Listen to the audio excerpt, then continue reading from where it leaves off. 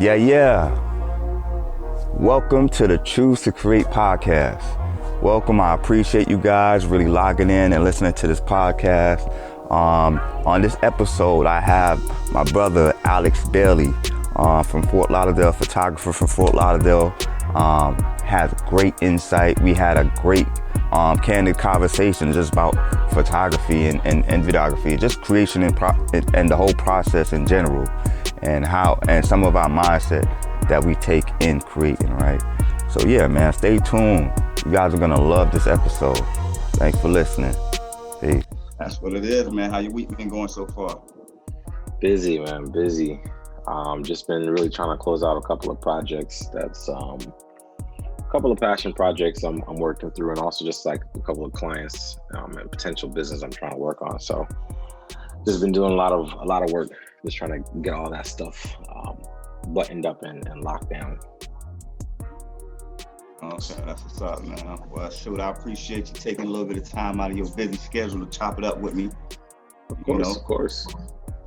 You know, this is the beginning part of the podcast, so you're just starting up. You know, Choose to Create podcast. You know, a conversation for creators by creators. You feel me? You know, kind of the same format of Creators of Soul Flow. You know, so like a educational base. You know, talk a little bit about, you know, how we developed our skills, where we started from. You know, and hopefully people can learn something from it, you know what I mean, and get something from these conversations, you know. That'd be awesome. Yeah, man. So that's basically the spill about the podcast. I think this is our second one. You dig? It's going down. Okay. So yeah, man, I'm gonna jump into it. As you know, me, RJD, the photographer based out here, Fort Lauderdale. We got the legendary Alex Baliey with us, rocking with us today. You feel what I'm saying? Been in the game for a long time. Yeah, man, you could tell us a little bit about your journey and, you know, what made Alex Baliey. Sure. Man, I mean, I think my journey is no different than any other creative. You know, we kind of grow up with this itch, this desire to create, and, you know, having to feed that and find new ways to feed that. You know, I started off creating when I was, I don't know, maybe 10, 11 years ago. I was heavy into I don't know if you remember that game called The Sims. That used to be my game. So I used to spend hours on the computer, man. Like, I wasn't even playing with the characters. I was literally just like building houses, just finding new ways to design the home to be more functional, more modern, or whatever the case may be at 10. And, you know, then I got into school, and in high school, I figured out like I wanted to be an architect at that point in time. Then I was writing music, writing poetry. Then the graphic design thing came my way. Then the photography thing came my way, and that led into the videography. So it's just an innate like desire and passion to, you know, create something. The medium, I'm not, you know, like most artists, I'm not really biased to what medium is used. Just want that ability to be able to say, hey, look, this is something that I came up with. This cool idea came to my mind, and here are the results of it, and be able to share that with other people. So I took that passion, turned it into a business, and said, hey, I want to help others who don't necessarily have that creative edge or that creative gift, so to speak, you know, build their brand, their business, or whatever it is that they're working on, and make it look good. So yeah, that's kind of what led up to Believe Media, man. I just wanted to channel and funnel all that passion, that energy into something that would be profitable, obviously, and something that would give me the opportunity to work with all different kinds of peoples and businesses and different walks of life. And that's exactly what I've been doing. So that's just a little bit about the journey right there, man. What led to this point. Okay, that's dope, man. I see that you touched on a little bit of everything. Some rap, some poetry. Yeah, I never said I was good at that stuff, but I definitely tried it, man. Definitely tried it out. So what made you decide on this medium out of all of those mediums? Was you like kind of like searching for your outlet, your creative outlet? So honestly, it started with photography. I was working at a job, and I kind of got tired of working there and I found another job, and it was like a whole month and a half before the second job had started. But so I ended up leaving the job I was currently at that time. I left that job and took that month and a half just to, focus on me. So I said, you know what? All right, I'll take this time to really focus on getting back into the gym. Just recentering and refocus before this next opportunity started. And man, honestly, there's only so many times a day you can go to the gym within a day. You know what I mean? Like I just got bored after like a week or two of it. I decided to just try something different. So I bought this little camera for like $100, $150, something like that from Sears at that time. This little Fujifilm digital camera, like it's pretty much a point and shoot with a zoom. And I was like, let me just start messing with this and kind of see where it goes. And I don't know, bro, like that was 2011. So here we are 10 years later, just a completely different animal right now. And just in terms of, how this thing has grown. So that's literally where it started from. I just got bored and just wanted to try something different and found a camera, and the rest is literally just history at that point. Nah, man, that's dope. That's dope. So you said 2011. I know I came back to Florida in late 2011, 2012, probably like 2012, early 2012. And I was doing I forgot what kind of event. It was one of my mom's like cousins or something like that. He was having a christening, and I was taking pictures at your church. I remember that was what, 2012? I want to say it was about 2012. It had to be about 2012 at that time. Okay, and that was when you had that first camera that you was talking about. Yeah, that's why I remember, because it was at that time I was rocking a Canon T2i. So I remember. I just remember that time, that era, like that was the camera I had, and I had that for about 2 or 3 years. So, and I knew it was like right in the very beginning when I had just kind of started that I think our paths crossed. So yeah, about 2012 sounds about right. Yeah. Okay. Yeah. So I just moved back from traveling. I was doing Atlanta, Pennsylvania, New York, and New York was my last stop, and then I came back to Florida. So I was shooting for a little while, so I was shooting it. Then and you're like, yo, what kind of camera that? I think you just asked me what kind of camera I got, or something like that. I think I was shooting with the same exact camera, the T2i. I think I had a T2i or one. A matter of fact, I had two cameras, the T2i and the 1D. Ooh, okay. Yeah, or I had the T2i and I had the L lens, the 74 the 24 to 70. 24 to 70. Okay. Yeah, f2.8, the L lens. Yeah, man. See, at that time, man, like that stuff was like a dream to me. I saw you walking with that, and I was like, "Yo, this guy's legit." Facts, bro. And then you know what I mean. When we connected, I'm like, "Yo, all right, shit. Anything you trying to do, anything you need help with, dog, I got you. Hit me up."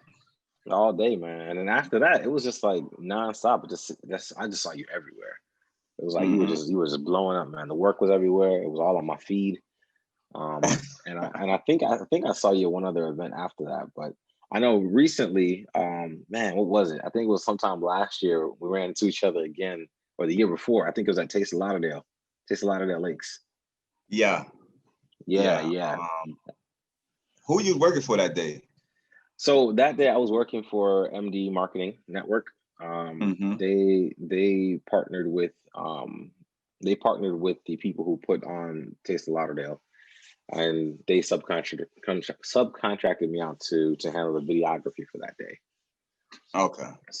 So yeah, a lot of good content came out of that, man. Now I can imagine it was a good vibe. It was it wasn't that crowded, but it was a good amount of people and the energy was good. So I'm sure you got a lot of good content, bro. We're like, that one I did through Island Syndicate, with David Muir. So yep. Yeah, so he hit me up. He's like, yo, taste a lot of their lakes. I'm like, it's gonna be food there? Count me in. Count me Say in. less, huh?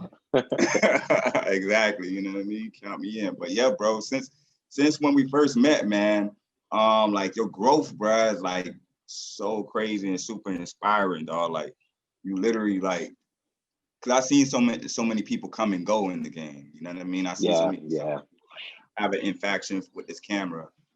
They pick it up, they play with it for a couple of months, and then they put it down. You never see them with the camera anymore. They shoot for a couple of months or a year or so, and then you ask them, "Oh, where the camera at?" Like, "Oh, I sold it." Like, what? You sold your heart?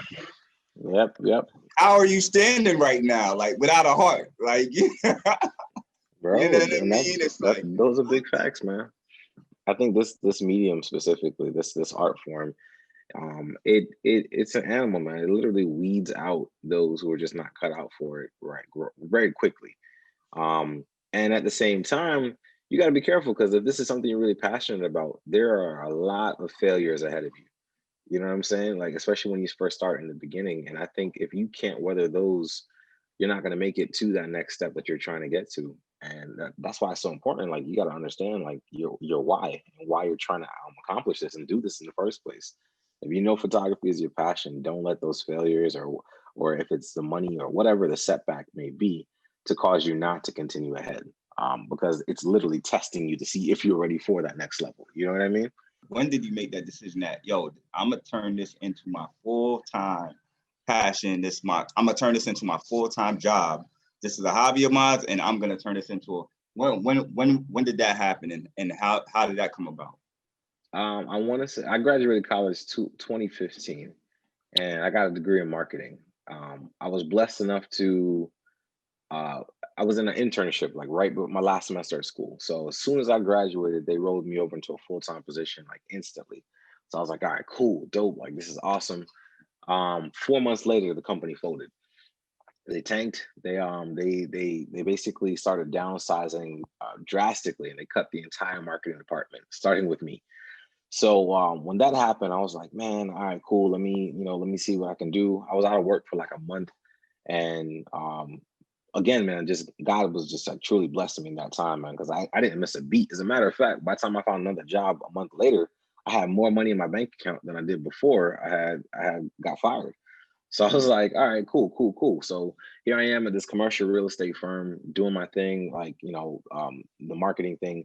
And then they were like, hey, we need you to also do graphic design. So I was like, okay, cool. I mean, that's not really something I do, but I'm willing to learn it. You know what I mean? Started picking up the graphic design stuff, focusing on that. And like a year at that company, I was just miserable, man. So I was like the money was good, but that didn't even make a difference to me. Like just getting up, driving 45 minutes to get to this place that I did not care for, and another 45 minutes back home at the end of the day, I wasn't happy. So I transitioned to make a really long story short, I transitioned to another job that was a marketing agency specifically, but now I was specifically doing graphic design, 100%.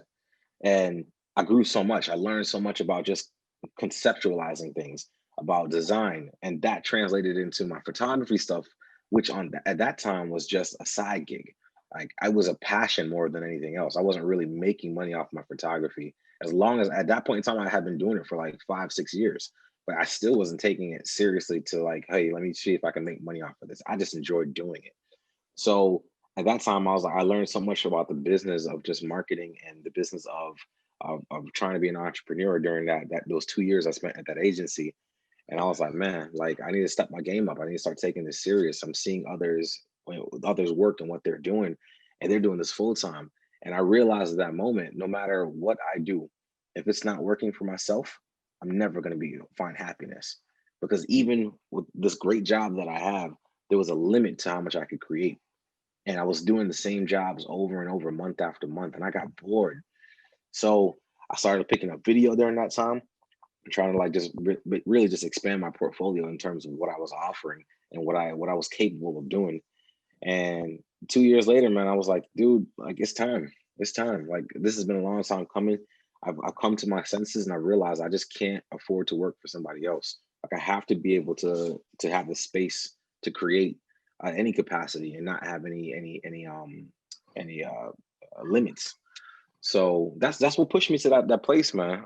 Was I financially ready? No. Was I mentally ready? No. Emotionally, definitely not. It's a struggle out here. Like people think that just because you pick up a camera, that all of a sudden the money's gonna fly your way and the cool concept are just gonna come right to you like magnets. But that's just not the case. But I would tell you this: I would not trade this for anything else. To have the freedom to say, "Hey, look, I'm being paid to do what it is that I love doing. There are going to be some hard times, but nonetheless, like this is my full-time job. Yeah, man, it's amazing thing. It's an amazing thing. So there's a lot of good and bad that comes with it. But I mean, just like a regular 9 to 5, there's a lot of goods and bads that come with it too. You just have to choose. All right, which one am I able to deal with? And the 9 to 5 thing, I didn't have a capacity for it anymore. So that was it. But you had to go through it though, you know.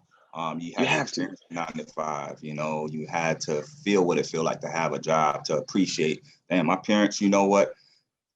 Hats off to you because you guys made a sacrifice, you guys stuck it out, you guys worked and did what you had to do for all those years doing this. And I can't make it. I can't do this 9 to 5 thing no more. Shout out to y'all though. Yeah, like Big shout out to y'all. it's no disrespect to man. It's no disrespect to anybody who is in that situation right now who's trying to get out of it. Because I get that stress, that pain from that mental pain of trying to navigate through that. Like I get that. So no disrespect to those people, and no disrespect to people who are satisfied with their 9 to 5. Like this is what they strove for in the first place. So they went to college or whatever they did and got to that 9 to 5, and this is like they're living their dream. Like that's all good. It's just different strokes for different folks at the end of the day. But no matter what it is, I just knew that it just was. I wasn't built for it, man. I just couldn't do it.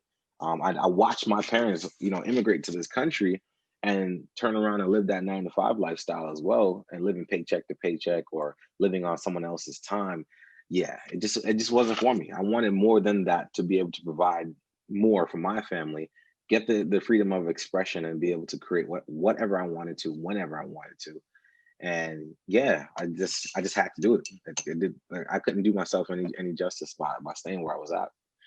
Yeah, and that's freedom, and that's what I feel like that's why they brought us here for, you know, for us to have that Absolutely. option to make that decision to actually, you know, work for ourselves and follow our passion and do something that we love to do every day.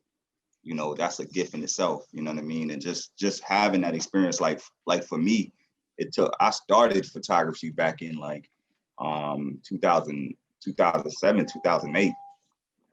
And then I didn't go full time with photography until about like full time to like 2017.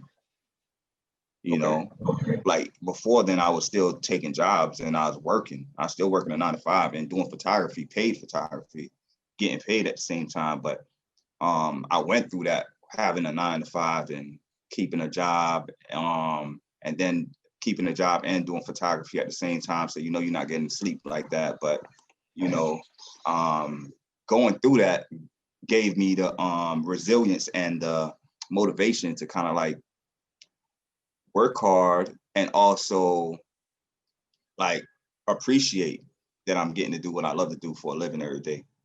Right. You know. So Yeah, man.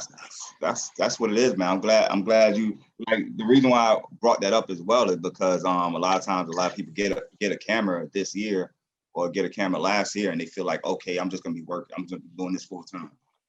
Like, bro, ride for a little bit, get you a job, work in the field for free, work in the field, Yeah. work to learn, you know, in the early stages when, like, yeah, I was getting paid in the early stages, but it wasn't like I was taking on jobs like I was a professional.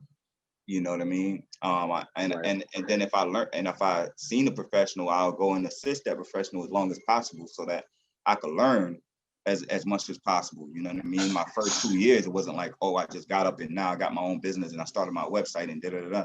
Like a lot of times people feel like, oh, I got a camera, I know how to take pictures, now I'm a photographer.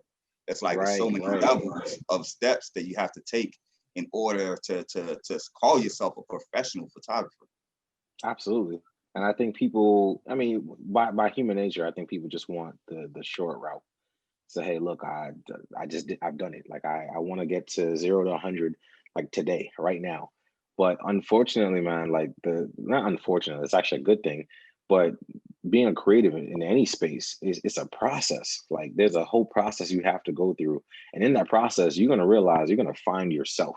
It sounds cheesy, it sounds corny, but like that's just the truth of it, man. Like photography, and I know you and I have had this conversation, how photography is literally shit, like changed your life, like saved you. You know what I'm saying? Like with photography, man, like it teaches you a level of patience that you have to have. in order to get through this. There are going to be some frustrating times where you're like trying to problem solve. Even graphic design, same thing. There's going to be some challenges that you come across and you just don't know what to do. And you've got to pay, like just humble yourself and be patient and go through that process of discovery to navigate through it. And once you get out of that situation or that process or whatever, and you come out on the other end, you're going to realize a lot of that stuff applies to your regular day-to-day life. Unlike how are you patient with other people at that point in time? Now you're all of a sudden you're patient with your clients, which is, those things are super important. You know what I mean? And if like the people out there who are legitimately trying to make this a business, you can't just be 100%. Let's focus on the craft. Let's get better at the craft, or shoot, I've got a camera, I'm already good. Nah, man. There's so many other things that you need to work on in order for your business to be successful. Do you know how to balance your books? Do you know how to market? Do you know how to keep records of your spending? You know what I mean? Like the whole thing is a process. So whether it's photography or your business, whatever it is, start to finish, you got to go through it, and you'll learn so much on the way that you can't get anywhere else. Yeah, nah, for sure, man. Balancing the books, communication with clients, customer service, all of that is like things that I've learned along the way after learning, okay, I could actually take a good picture. Right. There's like how to do better service, how to give better customer service. You know what I mean? How to be more clear in my communication so that it's not so I could properly set client expectations, rather than the client just thinking that they're going to be getting all of this. It's like, how to properly not set those expectations and not get into those situations that you want to avoid. You know what I mean? Absolutely. So let me go into the question of your niche. What was your process of finding your niche, or even did you find your niche or not? How did that go? That's been one of my biggest struggles, if I'm honest with you. I think I'm now at a place where I'm like, okay, I'm starting to settle in on my niche. At least in videography, I am. The process, honestly, you gotta try everything. Like it was just a matter of, let me see if I like doing weddings. Let me see if I like shooting weddings as far as photography is concerned. Let me see if I like doing portraits or lifestyle photos. Maybe I want to do graduations for kids or whatever. Like I've done almost every form of photography that you can think of, with the exception of like boudoir. I haven't had the opportunity to do that yet, but just like I've tried everything, and I've realized very quickly I don't like doing certain things. Like there's just certain jobs, or that, I mean, the money may be good, but I just know I won't be happy doing this. I know I'm not going to be, my heart's not going to be in it. It'll literally just be a job type of a thing. So I feel like anybody who's trying to find a niche, it's all about just experimenting. You don't know what you don't like until you tried it. So by process elimination, I boiled it down to like maybe like 2 or 3 genres that I was like, okay, I could do this like consistently, no problem. I enjoy this. Like I'm excited after a shoot is done doing one of these types. And then from there, I was like, all right, I've narrowed down 3. Let me hone in on just one now and really build a brand around that one. And that's just kind of what it was for me in terms of just finding that niche. Okay. That's what's up, man. What would you say your niche is right now? In terms of photography, my niche has definitely been portraits and lifestyle shoots. That just seems to be where like I excel, I think, in my capabilities. After that, I would have to say, yeah, nah, that's my thing. When it comes to photography, like I love doing portraits and lifestyle sessions, just being able to capture one person and just creating some conceptual style art, or maybe it's just a headshot, whatever the case may be. Like that stuff I love. In terms of videography, my niche would definitely be branding for small businesses.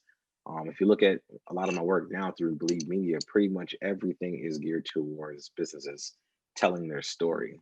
And I enjoy that stuff. I get to meet other people in different industries, and I've learned so much about other things in life that I would have never experienced or never even thought to ask without coming in contact with those people. So in their business. So yeah, I love small business and creating content for them. So that would be my niche for Believe Media, at least. Okay. How long did it take you to find your niche? Like what year would you say that, okay, is it this year? Is it like last month? Like, yo, I think this is me. How long did it take you to find your niche? 2020, the whole year.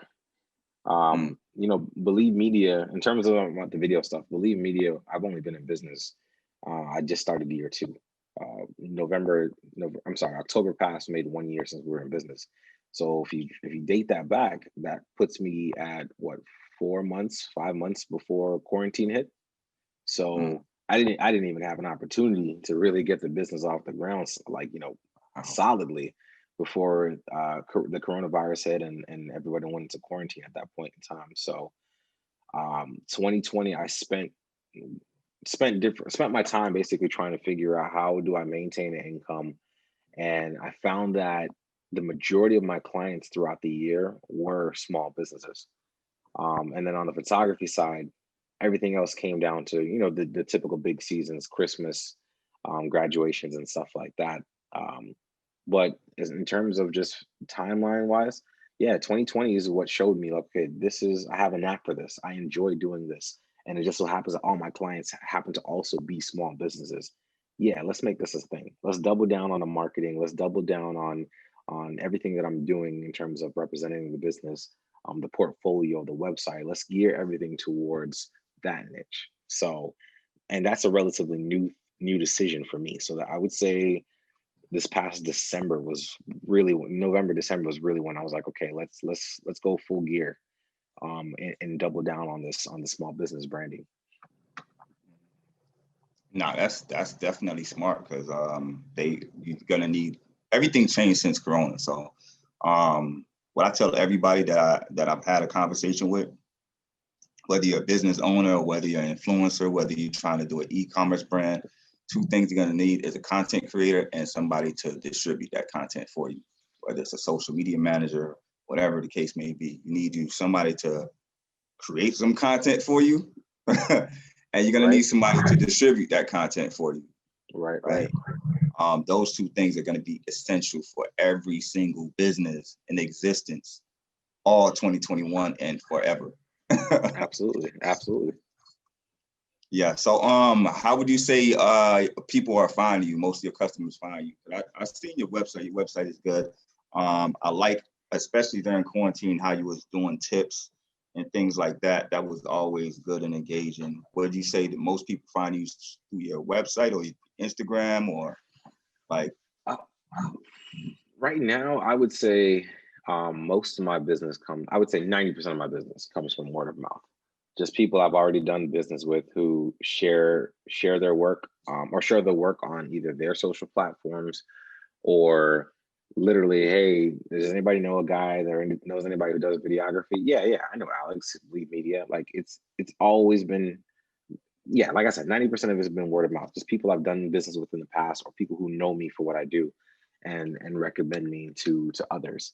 And I want to change that, to be honest with you. Like I love the fact that my past clients and close friends and colleagues and associates are referring me. I love that.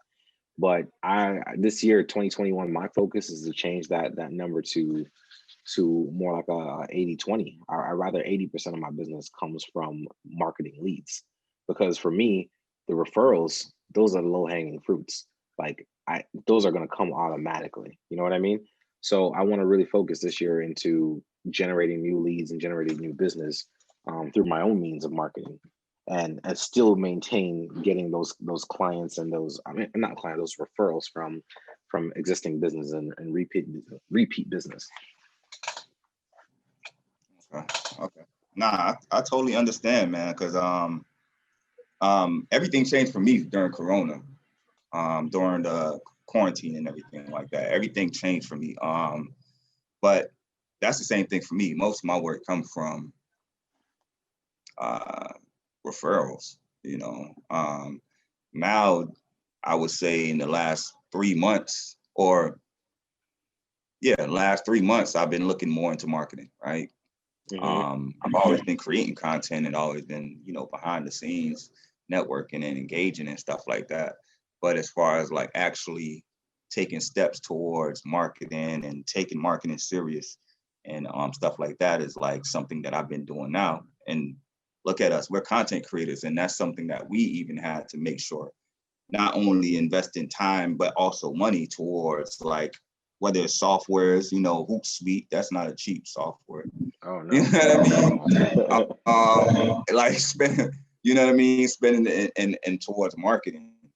And we're content creators. So that goes to show you how much anybody, whether you're a donut shop or, you're a mechanic shop, how much everybody nowadays is gonna have to have not only content, but market that content online. You know what I mean? Right. Yeah, everything is, as far as like how we meet and how we network, is totally different now, right? A lot of people is, what we on now? We on Zoom. This is You know what I mean? Like, I've never done Zoom before until, like, I think I did my first Zoom in like June of last year, and it's like, okay, what is this program? I guess I'm gonna have to learn this thing, But that's exactly where it's at, bro. But yeah, man, that's what's up, bro. Growing the business definitely online is a new thing, but it's something that we do have, us as creatives have to start taking more time to put out. And even how we doing this recording right now, doing the podcast, is like, this is something that's nerve-wracking for me. This is something that's totally new for me, as far as like, having people hear my voice and putting it out online for people to judge if I said something right or if I said something wrong, or putting everything out there in the world is definitely something that's nerve-wracking for a lot of people. But if you now in business, it's like you have to be the face of your company. You have to put your voice and your personality out there for your customers, because nowadays that's the only way they are going to be able to get to know you, through that 1 minute video, through that 2 minute video of you kind of like just being yourself, Absolutely. And that's what differentiates you from one videographer to another videographer. Just it could just be your style of how you talk and how you communicate. And it's funny you said that, because one of the things I've been telling people is that, honestly, there's nothing new under the sun. Like, no matter, and not to say that nobody's able to create anything no one's ever seen before, but the chances are what you're doing right now has been done. So how do you differentiate yourself? It's your story. It's that personality. Like, those are things that people are buying more into now than ever before. Like, you think it's not a big deal, but legitimately, I'm no different than any other videographer. There's other videographers way better than me. But the difference is between why I may get business versus them, or vice versa, is literally the personality and the story. People buy more into that than your final product. Like I'm just being real with you. Like that don't get me wrong. The final product obviously is a big deal. But do you think people want to work with somebody who has a bad attitude, or isn't friendly, or comes off negatively, or, you know what I'm saying, or doesn't, or lacks confidence in even just the way that they carry themselves? Like, people look at those kinds of things and they're like, all right, well, that's not really what I want to work with. So it's not just about the craft. It's about you as an individual too. So you are your brand. So I like the fact that you're doing this and you're putting your stamp on it, and this is you, and putting it out there for people to see, man, and to consume. So yeah, man, kudos to you, by the way. Nah, man, I appreciate you, brother. I've been holding back on this for a long time, man. It's just taking that first step. Sometimes we overthink things and talk our own selves out of certain things. But Absolutely. Even from Creators of Soul Flow, man, it's just all from the heart of, like, reach one, teach one, iron sharpen iron, just creating a environment, a space where creatives could kind of like connect and have conversations about, the creative journey and some of the things that we learned along the creative journey. You feel what I'm saying? That yeah, we have our own website now. Yeah, we're doing video production now, and we work for us, and we do a lot of different types of content now. But it took steps for us to get here, right? And along those steps to get here, you have to be constantly learning, and you have to be humble. You have to be willing to, like, one of the fastest ways of me learning was having a mentor. You know what I'm saying? Finding somebody that's good, that's really good, and I like his work, and just learning from him. That sped up like so much time, you know, of me just learning on my own, like just me being around them for 3 months or so. It's like school. It's better than school, you know? Right, right. Because you know what? I love that because you get the opportunity to ask direct questions. And if you ever come across an issue and it's not like having to go search for a textbook. And don't get me wrong, textbooks are cool, man, but there's no greater teacher than experience. So getting to get that experience and learning from someone else who's already gone through it, you can't beat that at all. Nah, facts, man. And like say for instance with event photography, how you feel about event photography? It's not for me, bro. Nah, what? It's not. You know what it is? You know what it is for me? I like to be in control when it comes to my work environment.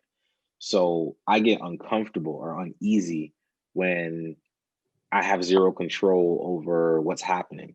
Prime example, events, weddings, ceremonies, like things like that, where it's like, hey, if you don't capture this right now, right here, you mess it up, that's it. There's no coming back. This is too much pressure for me there. You know what I mean? So I'm like, I'm real slow and methodical. So I like to spend time crafting the details and making sure I got whatever I need to get, getting all the shots on my shot list, making sure that the person's expression looks just the right. Make sure that if the presenter said these words correctly, like that's me. Give me time. I like to use that time to make sure like the perfection comes out. So you put me in a situation with events, man. I'm like, this is not fun.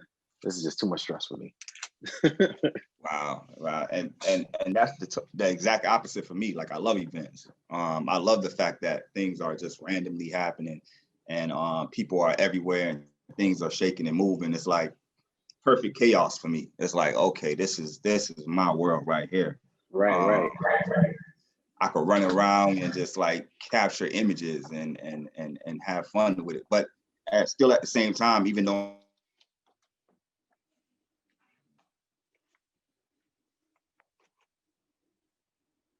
having a standpoint of shot list, you know, okay, these are things that's going to be happening, you know, certain speakers are going to be doing this. Okay, I got to have people, you know, enjoying the food or enjoying each, just paying into sponsorship logos in the background and stuff like that, including some of that stuff, you know. Just the whole process, the whole planning process. Yeah, I have a shot list, I have a plan, but anything could happen. So it's just always being like alert, like, yo, anything could happen, just being on point. I love that energy. But like, yeah, man, like working with, like, say for instance, with David, one of the things that I learned was setting up a light in the back and an off-camera light so that no matter what, when the speaker is up there speaking, you got that light on that person. You feel what I'm saying? Like you're getting your shot. You know what I mean? So it's like little things where you'll learn on the job that you could never learn from like actually a YouTube channel or from like a book. You know, you actually have to be on set at a photo shoot to understand that shooting in the light is not always the most flattering look, you know. Right. But there's times where you could use that and get a good image. Right, of course. It's all about just the technique and knowing what you're doing, how to manipulate the light to your advantage. Yeah, nah, for sure, man. But yeah, man, I'm not gonna hold you up no more. I do appreciate you jumping on the line with us for the second podcast. The second this is podcast number 2, I think. Not podcast number 2, but episode number 2. Y'all get episode 2, okay. Well, man, I'm grateful, man. I love the fact that, well, not love it. I'm humbled by the fact that every time you start a new venture, I'm one of the first people that you reach out to, and that says a lot, I think, about your character, and I appreciate that, man. I just want to acknowledge that, give you those flowers while I can, and tell you, man, just keep on striving. Like I love the efforts. I love the fact that you are trying to do new things and to step into new spaces and unfamiliar territory that you're not comfortable in, man. So I just want to commend you and to keep on pushing, man. Hey, man, appreciate you, brother. always supporting, you feel what I'm saying? You already know, man, you're super inspirational out here, putting out good work for artists to keep going, bruh. Like, you be putting out amazing work. So that always gonna keep the level of artistry amongst us like high. You feel what I'm saying? Like, yo, everybody's talking like, yo, you seen that shit Believe Media just put out, bro? We gotta go to work. We gotta go to work today, man. We gotta go to work a little bit harder today. Yeah, bro. That's funny, man. But you know what, though? I'm glad that's happening, because I'm the same thing happens over here, man. When I see new content come out, I get inspired. I'm like, man, like, that's fire. I love seeing other artists work. And it just pushes me to keep on trying to be a better version of myself, too. So I'm glad I can do that for somebody else, man. I think that's dope. For sure, man. But anyways, man, appreciate you being on the line today. And we'll catch up more, brother. Anytime, man. Appreciate you. Oh yeah, drop all your Facebooks, your Instagram, how people can find you out here in South Florida or worldwide. Of course. So my website is believemedia.com. Believe is spelled BLIEVE. Trying to mix it up and keep it a little fancy, if you know what I mean. But same thing with the Instagram links as well. It's at Believe Media. Facebook is also at Believe Media. That is across the board for Twitter and LinkedIn as well. If you guys ever in the South Florida market or anywhere and just need a content production, video production, commercial, graphic design, we're your team. So you just reach out to us and let us know. Again, man, appreciate you having me on the platform today. All right, brother. Appreciate you, man. Have a good one, all right? All right, take it easy. What's up, everyone? I hope you guys enjoyed that episode. My boy Alex Baliey was dropping those gems. Definitely great conversation, man. I really appreciate you jumping on that podcast with us today. Look forward to more conversations as well as we go deeper as far as how we create and some of our thought process and mindset that we do in creation. But once again, this is the Choose to Create podcast for conversation for creators by creators, and I hope you guys enjoyed. I hope you guys are really getting value from these conversations, and we're gonna have more of these. So stay tuned. I'm RJD. You can always find me on all platforms as RJD and Choose to Create podcast. That's on Instagram, Facebook. You can find us everywhere. Follow us, subscribe, support the podcast. I really appreciate you guys. You guys have a blessed one out there. All right, peace.